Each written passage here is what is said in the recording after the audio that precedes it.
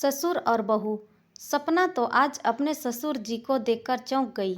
जैसे ही वो नींद से उठकर बाहर आई, उसे अपने सामने ससुर जी दिखे तो सपना की आंखें तो फटी की फटी रह गई।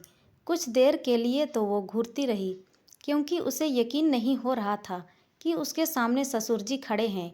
वो अपने मन में सोचने लगी, काश मेरा भी पति ऐसा होता तो कितना अच्छा होता। सासू माँ कितनी किस्मत वाली हैं। तभी उसे अपने पति राकेश पर गुस्सा आने लगा। कमरे में झांक कर देखा तो राकेश खराटे मारकर सो रहा था। सुबह सुबह ही सपना का मूड खराब हो गया और वो अपने काम में लग गई। ऑफिस जाने के आधे घंटे पहले राकेश उठा और रोज की तरह जल्दी जल्दी नहाया और तैयार हो गया और बिना नाश्ता किए ही चला गया। अब सपना ने राकेश को सबक सिखाने की ठान ली।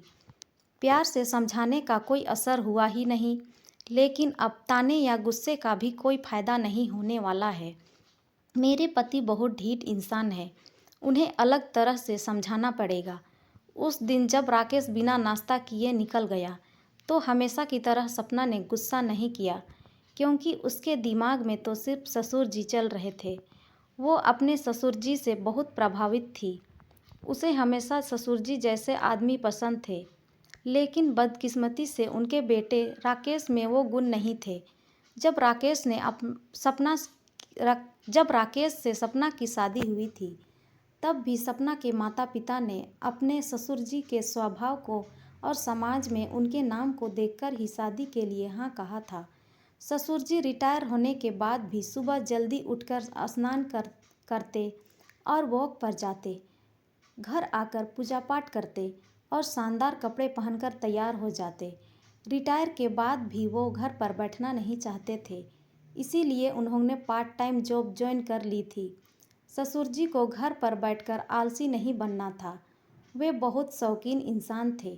घूमना फिरना, तैयार होना, नए कपड़े पहनना, जूते पहनना, घड़ी लगाना, परफ्यूम लगाना, कुल मिलाकर हमेशा ठाट बाट से रहना उनका शौक था। वे आए दिन सासू माँ के लिए तोहफे भी लाते थे और दोनों अकेले ही घूमने निकल जाते थे। कई बार तो मूवी भी दिखाने ले जाते थे, लेकिन जब सबके साथ जाने की बात करते तो राकेश कोई ना कोई बहाना बनाकर मना कर देता। राकेश अपने माता पिता से बिल्कुल अलग स्वभाव का था। सुबह देर से उठता और दौड़ता भागता भूखा प्यासा ऑफिस जाता। थका हारा जब शाम को घर आता तो बैठकर टीवी देखता, अखबार पढ़ता और फिर कुछ बोल देती तो थोड़ा चिढ़ कर सो जाता। सपना तो अपने पति के स्वभाव से परेशान हो चुकी थी। आखिर उसकी शादी को 2 साल भी पूरे नहीं हुए थे। राकेश की कोई अभी बच्चा भी नहीं था। अब यही तो वक्त था जब दोनों पति पत्नी एक साथ खुलकर जी सकते थे, घूम फिर सकते थे। कभी कभी तो सपना सोचती कि मुझसे ज़्यादा तो मेरे ससुर जी और सासू माँ घूमते हैं। एक मेरे पति हैं जिन्हें छुट्टी के दिन भी बिस्तर पर ही नज़र आते हैं और वो बस अकेले सोने के लिए, और एक मेरे ससुर जी हैं जो रिटायरमेंट के बाद भी घर में नहीं दिखते। राकेश के स्वभाव से घर के सभी परेशान थे, लेकिन अब उसे कोई कुछ नहीं कहता, क्योंकि सब मान चुके थे कि वो अपनी नौकरी करेगा और घर आकर सो जाएगा। उत्साह के नाम पर जीवन में बस टीवी देखना ही है। सपना को बहुत मलाल होता जब अपने ससुर जी को देखती। आज जब वो सुबह उठी तो उसने देखा कि ससुर जी जवान लड़के की तरह लग रहे थे। नए जूते, नया ट्रैक सूट और जैकेट पहनकर सुबह जल्दी घूमने के लिए तैयार हो चुके थे। वो चौंक गई। मेरे पति से ज़्यादा जवान तो मेरे ससुर जी लग रहे हैं। इस उम्र में भी ये कितने एक्टिव हैं। और एक मेरे पति हैं जो खराटे मार रहे हैं। उसे अपनी शादीशुदा ज़िंदगी उदास लगने लगी है, क्योंकि राकेश को किसी चीज़ का उत्साह नहीं था। आखिर कब तक वो अपने सास ससुर के साथ घूमती। एक दिन उसे उदास देखकर ससुर जी ने खुद ही दोनों के लिए चाय बनाई। चाय लेकर वो सपना के पास गए। बेटा, तुम परेशान लग रही हो, मुझे बताओ क्या बात है। सपना ने अपने दिल की बात बयान कर दी। उसने यह भी कहा कि काश उनमें भी आप जैसे गुण होते। आप जैसे जिंदा दिल ना सही, लेकिन जिंदगी का थोड़ा उत्साह होता। ससुर जी के दिमाग में एक तरकीब सूझी और उन्होंने सपना से कहा कि अब से जैसा मैं कहूँ तुम वैसा ही करोगी। कल से सुबह 5 बजे उठकर ट्रैक सूट पहनकर तैयार हो जाना। हम दोनों साथ में मॉर्निंग वॉक पर जाएंगे। सपना कुछ समझ नहीं पाई, पर उसने अपने ससुर जी की बात मान ली। अब से दोनों ससुर बहू साथ में वॉक पर जाने लगे। जब राकेश को यह बात पता चली तो थोड़ा आश्चर्यचकित हो गया। उसने सपना से बोला, इस तरह ट्रैक सूट पहनकर अपने ही ससुर के साथ वॉक पर जाने में तुम्हें थोड़ा अजीब नहीं लगता? तो सपना ने खटास भरे स्वर में बोली, जब मेरे पति को फुर्सत ही नहीं तो ससुर जी के साथ ही जाना पड़ेगा।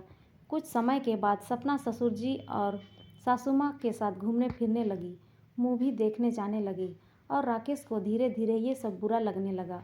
उसने सपना से कहा, लगता है अब तुम्हें मेरी ज़रूरत ही नहीं है।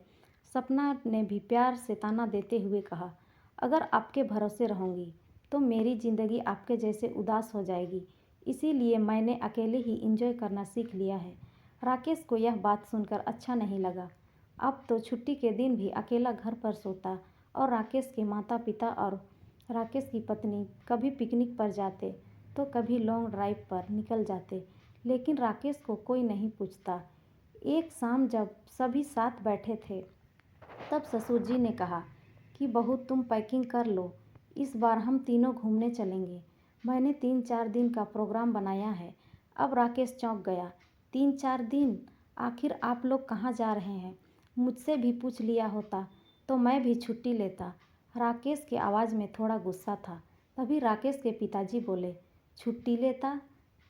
तुम शादी के इन 2 सालों में बहू को आज तक घुमाने नहीं लेकर गए। तुम क्या हमारे साथ चलोगे? रहने दो, तुम घर पर ही आराम करो। अब 3-4 दिन आराम से नींद पूरी करना, वैसे भी घूमने फिरने में रखा ही क्या है। राकेश समझ गया, उसमें जीवन को लेकर खास उमंग ही नहीं थी, लेकिन जब उसने अपनी पत्नी को उसके बिना एंजॉय करते देखा तो उसे झटका लगा और उसे एहसास हुआ कि अब पत्नी के साथ घूमना फिरना, एंजॉय करना, कभी बाहर लेकर जाना शादीशुदा ज़िंदगी के लिए कितना ज़रूरी है। राकेश ने तुरंत अपने बॉस को फ़ोन किया और कहा, सर मुझे कुछ दिनों के लिए छुट्टी चाहिए। शादी के बाद मैं पहली बार अपनी पत्नी को घुमाने लेकर जा रहा हूँ। ये बात सुनकर सपना हक्की बक्की रह गई। ससुर और बहू ने एक दूसरे को देखा और खुशी से झूम उठे। उसके बाद सपना के भी जीवन में खुशी के फूल खिलने लगे और वो अपनी ज़िंदगी की